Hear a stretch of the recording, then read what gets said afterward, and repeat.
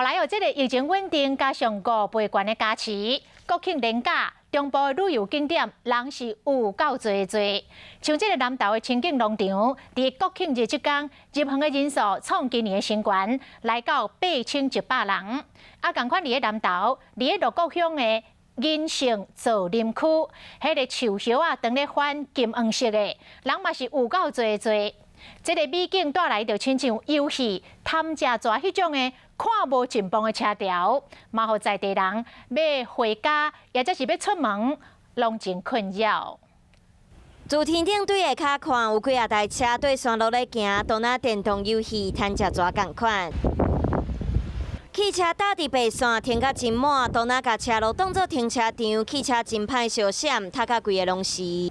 今天早上上来还不错啊，可能中午过后会塞车啊。民众拢是为着南投鹿谷乡眼前的美景来的。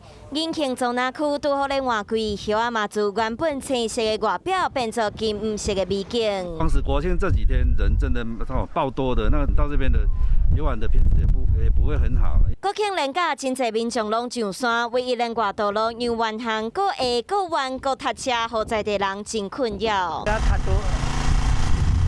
路啊，较细条条。搁有南投的清境农场嘛有真侪游客，天顶拢落雨湿啊，不过游客要是兴气气。很久没出来玩了，大家带小朋友出来玩。很久没有出来玩了，因为疫情的关系。伫厝内翕伤久，由美爱表演一开始，舞台边啊拢是人。本来预估在天气状况良好的状况之下，我们期望的是能够在3天连假能够突破到2万人，那么达到今年的营业最高峰。